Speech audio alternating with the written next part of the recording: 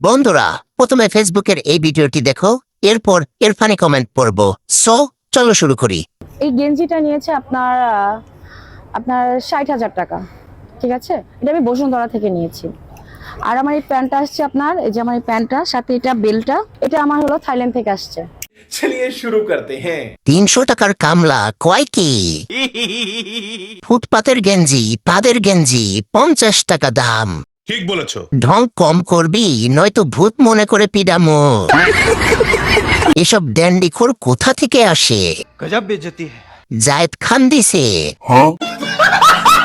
আয়ের উৎস কি চামড়ার বিজনেস নাকি? ঝুলে থাকা ভাঙ্গা হেডলাইটের অ্যাড দেখানো হচ্ছে এখানে। জানি। মানুষ বলে না, অল্প বয়সে পাকলে ফল, না খাওয়া হলে যায় সব বিফল। এর ফুটবল দুটো গজানোর আগেই দেখি ব্যবসা শুরু করেছে।